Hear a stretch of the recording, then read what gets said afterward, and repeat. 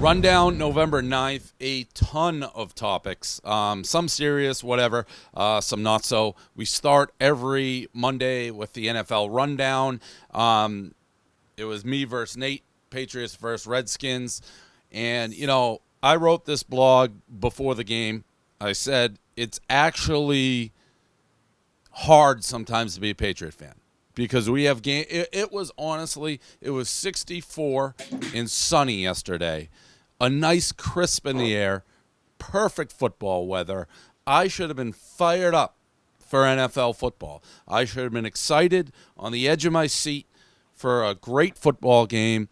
And instead, the lowly Redskins come to town. And you know there's no chance they're going to win. You know the game's never going to be in doubt. You know it's going to be a blowout. You know it's just going to be basically 3 hours. It's a waste of your time watching one team decapitate another team. And it was even worse than I imagined. The Redskins were worse. The Patriots jumped out to 14-0 lead. And then it was like watching paint dry and I'm dead serious. I said it was the most lethargic, unentertaining, boring massacre in the history of sports. At no point did the Redskins show a sign of life. And the fact that the Patriots have to go through this and put their fans through this week in and week out, and we can't just fast forward to maybe the AFC Championship, maybe, but the Super Bowl. People say, oh, you guys win every week. No, we don't. It's sometimes it's fun to get the adrenaline going on a nice, perfect Sunday afternoon, but we didn't even get that. And Nate, because you didn't give us that, I'm not even going to let you say a word on this rundown. Cut him off. That's just.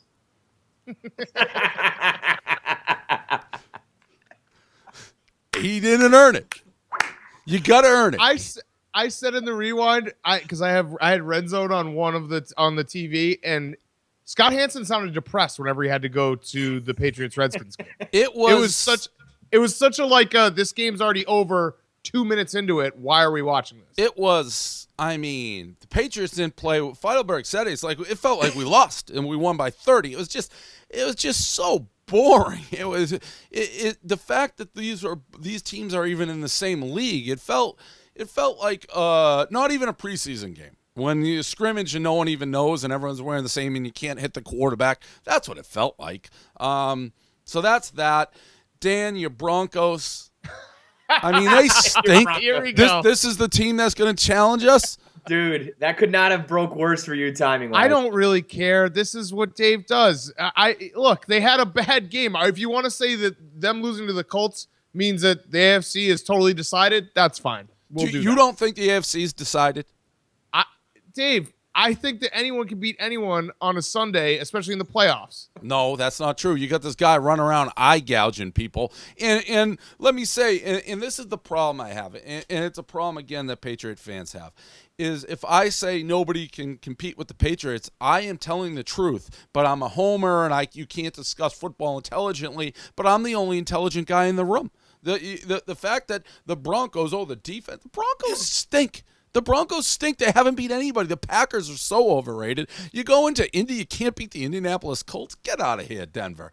KFC, if you want to talk, about bad football. The Jets, Jaguars, Jesus. Back, baby. We're back. I feel it's like everything's back to normal. The Mets got bounced. The Jets are back to playing like ugly, gruesome football. There was a few times earlier this year against inferior competition, albeit, but it was like Marshall's making big plays, Decker's catching touchdowns, the defense was sharp, and it felt good. I was watching real football.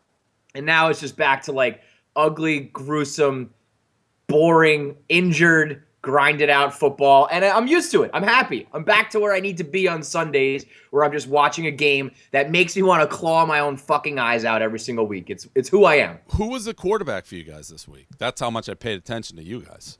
Fitzmagic was in there. He said he's going to get surgery on Friday after the Bills game on Thursday. Plans on not missing any time. I don't know if that's possible or not. But doesn't matter. Doesn't matter if it's Fitz, if it's Geno. It doesn't matter. Well, it does matter because Geno's not even a quarterback. But It's like not as shitty as really, really shitty. But then you become like the Redskins. I give me like Geno. That's entertaining. Like him doing stuff. Real quick, I forgot to mention this. The play Brady made on that interception when he made the tackle. That was one of the most impressive things TB12 has ever done. So many. I don't know any quarterback in the league, in the history of the league, at his stature, who literally takes out the lead blocker to make a play, save a touchdown. I'd be remiss if I didn't at least mention what a heroic and really symbolic play that was. Big Cat, I know you want to talk about Dan Quinn kicking the field goal. First of all, I was going to say, I can't for the life of me ever figure out why Barstool hasn't grown out of like this pocket in the Northeast. Like why can't we get to the West Coast when the first 10 minutes of our daily show is just you like stroking your dick to the Patriots? Let me say this, though. Let me answer this. And this is, again, where I think I get a bad reputation. The facts are the Patriots have been the best team, the face of the franchise, the face of the NFL. For 15 years, they should be the number one topic, whether you're in Guadeloupe, Madagascar, L.A., or Boston. Okay. Dan Quinn. True. Did you guys see Dan Quinn? That was the single dumbest head coaching move I think I've ever seen. 4th and 1, and they're down 4 with 2 minutes left, and they kicked a field goal. I honestly, I said this in my blog. I think Dan Quinn still thinks like he's like sitting there being like, when am I getting my shot at my second field goal? Because I don't understand how you get outcoached by Jim Tomsula. God bless Jim Tomsula. But if Jim Tomsula is outsmarting you, you're a fucking moron. So Dan Quinn should be fired today. I'll get right to the start of it, the sequencing at the end of the game. The 4th down play, I chose to kick it there and thought we were getting the stops defensively. We'd get the kick, get the stops, use our timeouts, and then go attack them on offense. We're a really good 2-minute team on offense. So that was the reasoning for it. We didn't stop them on the 3rd down. They converted. And really, that's where the game took place. So I wanted to make sure I explained our thinking going into that one. I would have loved to known what was going in Tomsula's mind because, he thought he was getting outthought. When, like, they went for it, he's like, uh-oh. I was shocked that Tomsula didn't call a timeout, like a panic timeout, being like, "You sure you want to do this? Like, double think this one." Because they were just a cat and mouse game of stupidity between. That's a call. Your kicker has to be like, "No, yeah, I'm not doing that. I'm not going out there, coach. I refuse to do that." Someone needs to step up and be rational in that situation. I understood 2% of it. I wouldn't have done it. I think it's stupid. They had the timeouts where if they did get a 3 and out, they would have got the ball back reasonable. And it's blamed. By the way, thoughts and prayers to Colin Kaepernick. I mean, he had to be rooting so hard against Blaine Gabbert to have him go win a game. That's not a great look for him. But it still makes no sense because I get what you're saying, Dave. Like, he's thinking, okay, the defense makes a stop. But if you're saying the defense has to make a stop, then go for it. And if you don't get it, the defense will make a stop there on the 1-yard line. And then they'll get a punt in a short field. And you're saying, okay, well, our offense can score a touchdown. I know, like, then you don't need to get it into the end zone. But right. It was... I agree with you. I'm saying 98%. Sometimes, like one time, the Nebraska coach, when he was at Oregon State, did not call a timeout and let someone throw a Hail Mary. There was 0% on that. So there was a degree. Pinto Ron, real quick, that video of him just standing there taking ketchup and mustard off the face and being the happiest guy. And I know he's a legend. I kind of forgot about him, but then I went back and researched Pinto Ron, and he has the tailgates on his car, and then he serves shots and bowling balls. And Bills Mafia, this is the weirdest part. The Bills kicked him out of the main parking lot, which to me makes no sense because the main parking lot is that grass lot that I thought was private, has nothing to do with anything. So how do you get kicked out of a Bills parking lot when you're like the mayor of Bills Mafia? I mean, as far as I can tell, I think the Bills and the NFL probably are like, Pinto Ron, like someone's going to die at Pinto Ron's tailgate eventually. It's not a matter of Pinto Ron, dude. Yeah, right. So I don't think it's that crazy of a move to be like, Pinto Ron, can you like go across the street? Like, we like you, but when someone dies, we don't want to be sued. The Bills Mafia, the WWF moves and just like throwing each other through tables. How many tables get broken in Buffalo every Sunday? It's unbelievable. I've never seen anything like it. That was one of the one where he did the flip off and like broke that. That was one of the more athletic tailgate. There were two others though. There were two others. That's crazy. Just tables being broken. On to college every week now, to the point I started wondering what the hell is going on in college.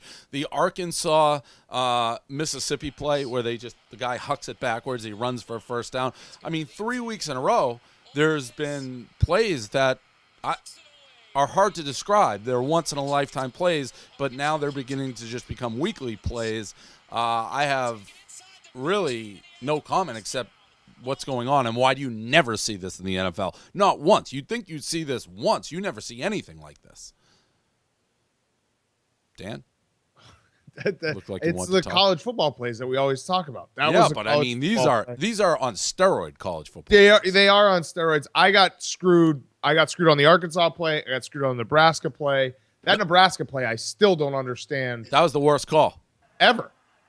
I don't understand how you can have that happen in 2015 with all the reviews and everything too. It's like, what is the point if we're gonna let plays like this go unchecked? College referees and the review system have nothing to do with actually what happened on tape. There is no rhyme or reason on how they come back with fumbles down. They make it up. I don't even know that they look at it. There's actually that commercial, the double check one, which is kind of stupid, where all the refs get together and they just talk. They're like, we're going to say this. Did you see it? No. We'll pretend.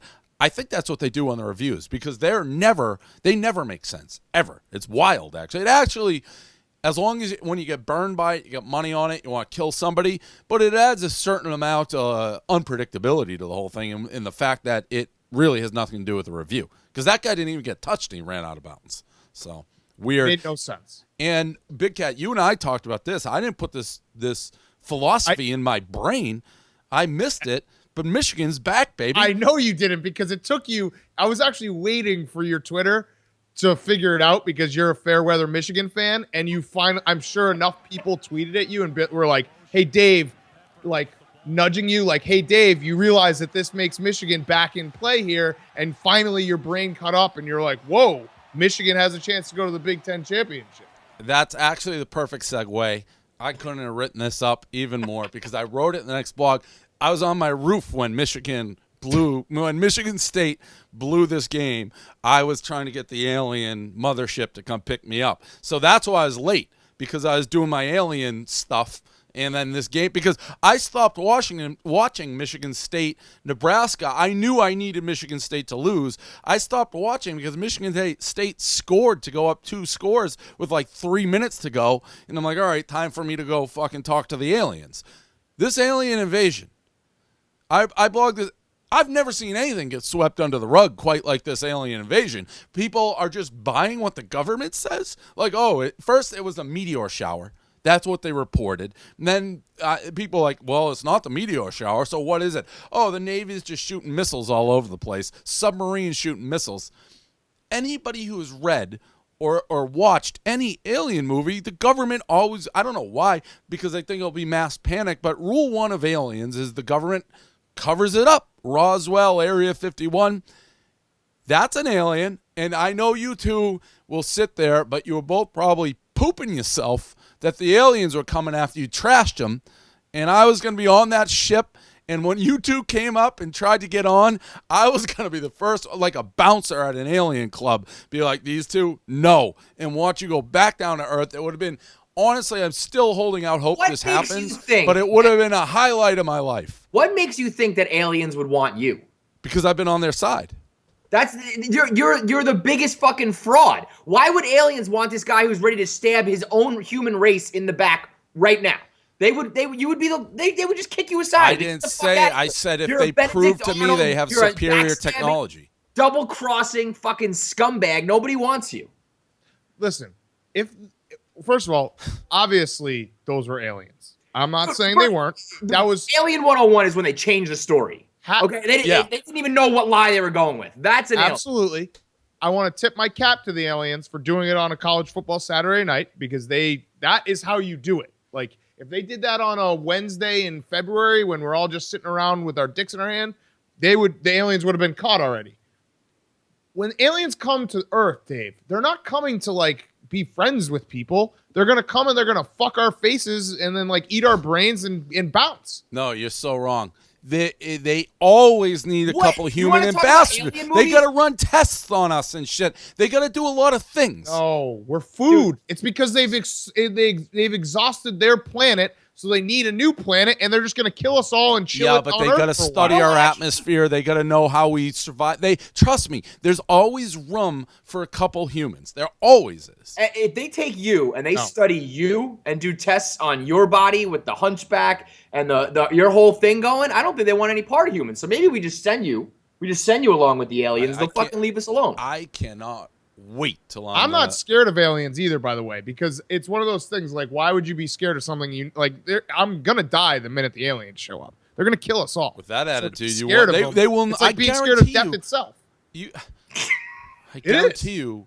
I guarantee when aliens come that I find a place in their culture. I guarantee it. Nobody wants you. And I'll be honest, I'd be happy to die with the aliens because then like you said, everyone's dead. I don't want to die and be the only person dead. But if everybody dies, I don't care about dying. It's going to be like 85% are going to die, and the people have been preparing and been like pro-alien, and the aliens are like, we can work with this guy because, trust me, that's how it works. The fact that you think you can make friends with the aliens when your only friend in life is a 21-year-old video guy that you hired off the street, like, is the most laughable statement. You make friends with nobody. But you have no friends. Nobody. There's a not fair one group point. Of friends, Dave, there's not one group of friends you have encountered in your adult life that you've made friends with. Why would the aliens be friends with you? Because I have a hard time making friends with people that I know are more intelligent than. So when we have aliens that are superior beings, I can learn something. I won't maybe be like, you got to do it my way. So if I respect you, I'll be friends with you. If it's like, you're this definitely the humble type who says like, oh yeah, that person's smarter than me. Let me learn from you. What the fuck planet are you on? You are an alien. That was the best statement ever, Dave, because it summed you up perfectly. You cannot be around anyone that challenges you ever. So basically, you just put yourself around really stupid people that you can put in your back pocket like Hank. No, it's just I've exhausted my network and my opportunities around here because I've talked about my brain before. It's fucking huge. Commercial break. We're back. Switching now. The next couple, it was some serious subjects here. The Missouri controversy thing. So the Missouri president just resigned, and I'm going to get the chain of events here that's happened at Missouri. So as far as I understand it, there were 2 incidents of black people being called the N-word by white people, both activists, by the way, like the president of the student body and some other group. And then someone drew a swastika and poop on a dorm, which is gross by itself.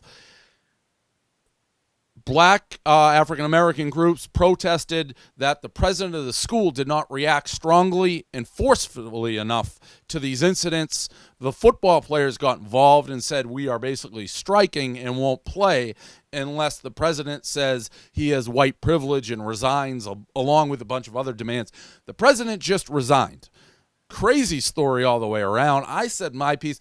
I've read it like 10 times. I still feel like I'm missing a very important part of the story, but I'm not actually sure I am, because I don't think the president did anything that horrible and seemed to be willing to work. The whole thing's crazy. I know, KFC, you don't like black people, so you must be on the president's side here.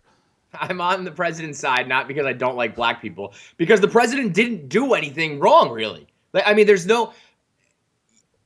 I guess if you want to get upset that he didn't react forcefully enough, that has to be like very well documented and explained. Like it was presented to him and he like chose to do nothing about it. If that happened, I can kind of start to see the circumstances. But you can't just like stomp your feet, protest, and get people fired because things didn't go like exactly perfectly how you planned. Like what, I'm sure this president has to do things according to their rules, according to the law. You can't just kick people out of school or, whatever it may have been that they wanted to be like the forceful reaction. It's not all that easy. Like these are obviously very delicate situations. I just think you're going down a very slippery slope where if a few guys on the football team, and mind you, it's only like a few guys on the team. It's not like a whole, like half the team doesn't even like what's going on.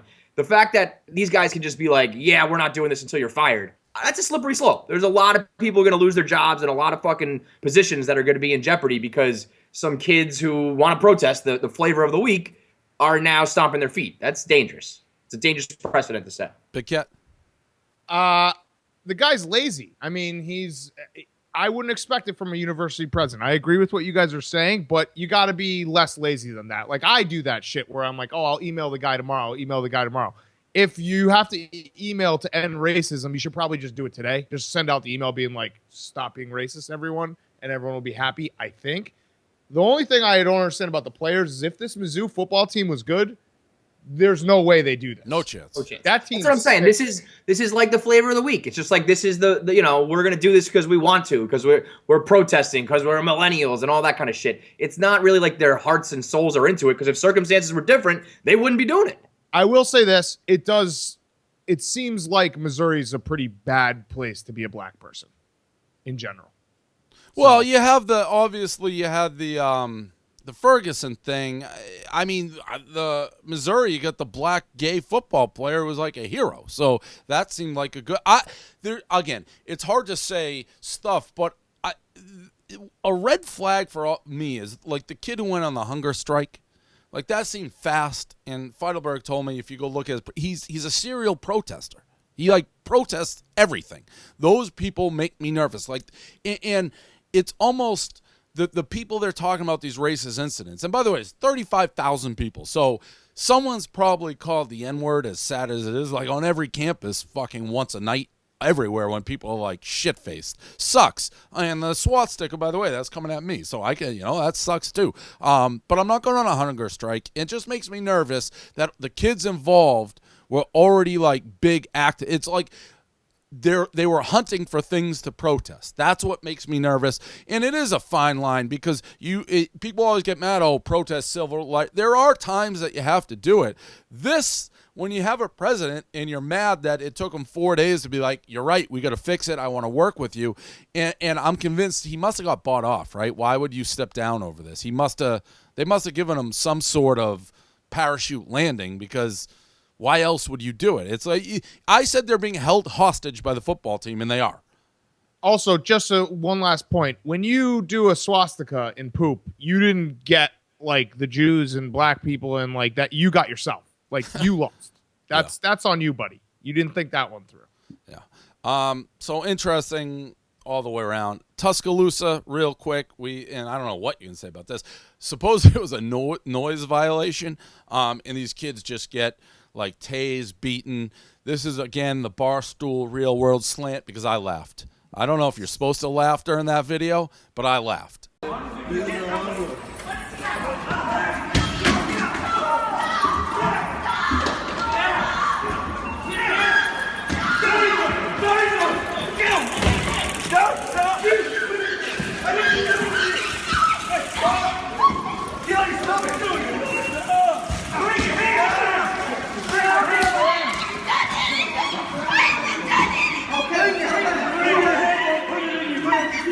And also, sticking with the race things, this is where it gets weird, because you haven't really heard anybody say race. But imagine if, and again, there's something to it, but if white cops did this at this Missouri, the kid on the hunger strike's house, the country would implode right now. That's like the truth.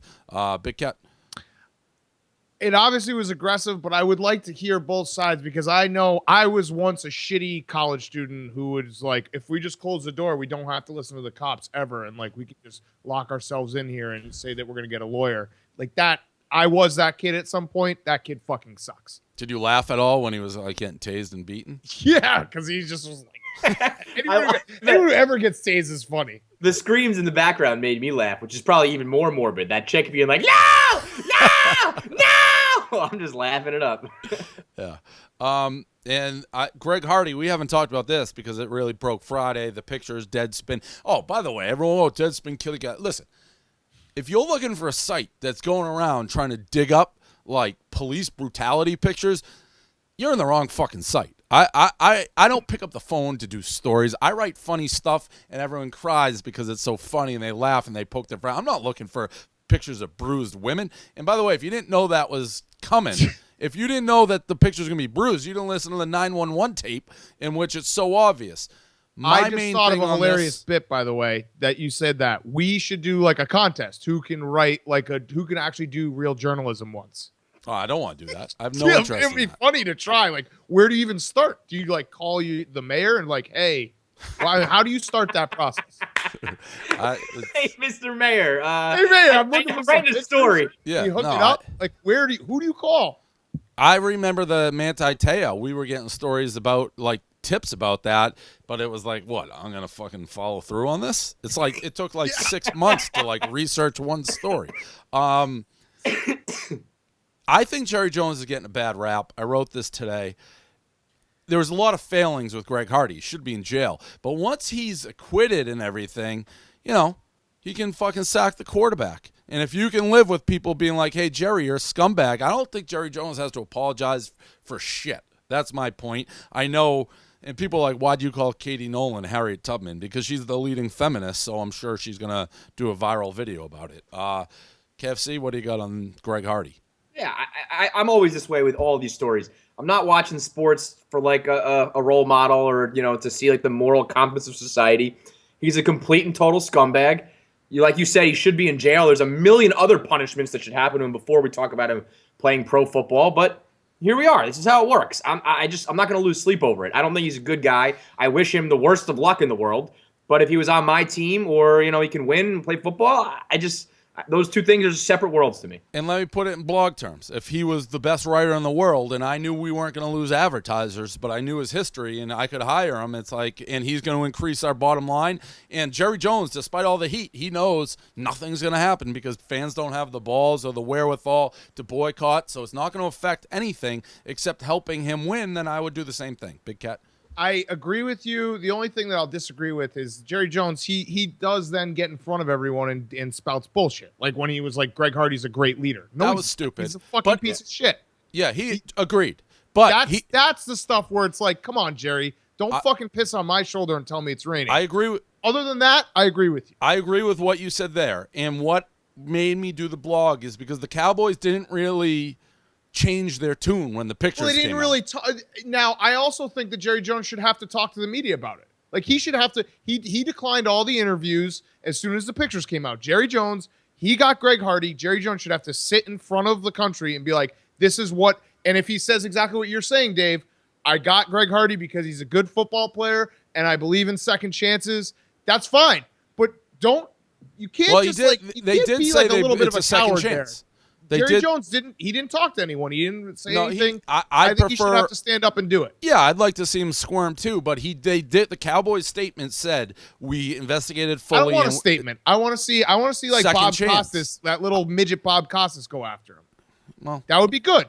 It would be good for us, but it doesn't change how I feel about it. Cam Newton, the sign, back to more Barstool-y subjects. So Cam Newton ripped down a cheesehead sign in Carolina before the game.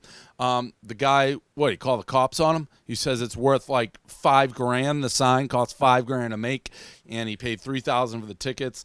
And I don't know where we are in the ultimatum, like 48 hours. We're like hour 4. I was actually going to send Cam a couple updates starting in a few hours. Yeah, so what do we think about this? I mean, the Packers, first of all, the Packers game was unbelievable to watch because Aaron Rodgers was having a meltdown and the team was fighting and Mike McCarthy was looking stupid and fat on the sidelines. This fan, though. Do you remember when you said they could beat the Pats? Oh, my God. First of all, I don't think I ever said that. Yeah, because I said Mike McCarthy versus Bill Belichick. Can I just talk about something without having to talk about the Patriots? Yes. This fan is the biggest crybaby to call the police because you got your sign stolen. And I don't know if the ultimatum was hilarious. And he also was like, this basically put together my man room. It was like Lebowski with the rug. He's like, this sign did everything for me. So fuck this guy. I can't believe we're actually talking about someone calling the police on the Panthers and Cam Newton. I kind of like the move, though. I don't know. It's so over the top. It's so ridiculous that I'm almost like, go on, man, do you. I don't know where you get this $5,000 number from, but I don't know. I mean, the guy just came in and stomped on you. I don't have a problem with him sticking it to him.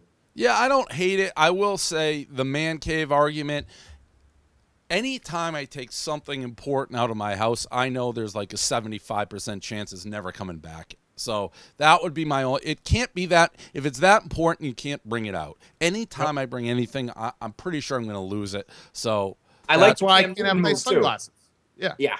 I like the Cam Newton move, doing that to a fan. I like that. I like both sides. That's great. I like both sides. The last one, KFC. This is a KFC radio thing. It's been going very viral. I see you guys talking about it. The 6, 12, 18, 24 challenge. Where did this come from? And by the way, it's running, donuts, beers, and jerking off. Where did this come from, this question? I was a caller on the show this past week. I think it's originated like with a lot of like cross-country teams in college because they can all run a lot of miles. So I think this is something that a lot of running teams have done before. But I just heard about it for the first time this week on our latest episode. Is it supposed to be hard?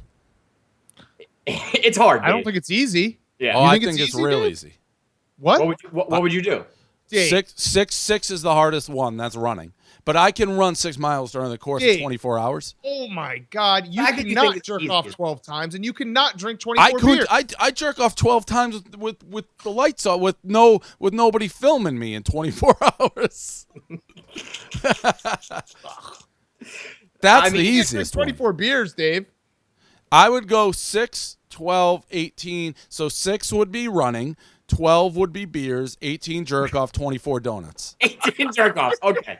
In 24 hours, you're going to jerk off 18 times. No problem. You told us yourself you don't have Viagra. Jerking off's fucking a piece of cake. I noodle it. You basically brought this up on the rundown to tell us that you could jerk off like a million times a day. No, I didn't. You're the one who's made this into like a big thing. I looked at this. I don't even know what people are talking about. It's easy. This is easy. There's some things I can't do. I can't do that saltine challenge. I've tried it a million times. Can't do it. This I can do in fucking 5 seconds. Press you. I want to press back here and argue with you, but I don't want to talk about you jerking off at all. So I'm just going to let you win. You're right. It's easy. It's not possible. You're not. Do you think you're like a 14-year-old boy? Bro, the internet porn, you just fucking let your mind wander. 18 times, Dave, in 24 hours. 24 hours? Dude, you're going to get your dick hard, jerk off, it goes back down, you're going to get it back up, jerk off again, back down, back up 18 times? I don't want to gross anybody out. I don't want to gross anybody out.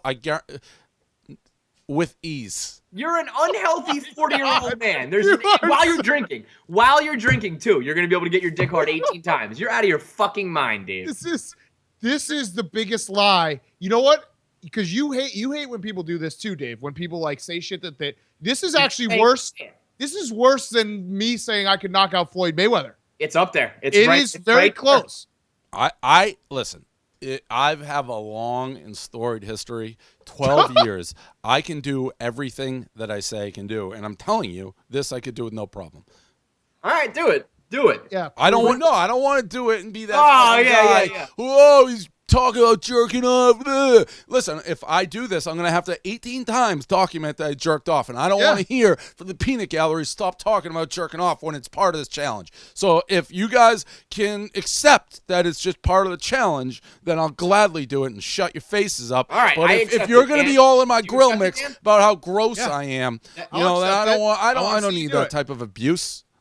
As long as you're honest and you don't lie about it, I'll accept it. Okay, we'll just send Gaz in there. He'll film you doing it. I'll do it fucking Saturday.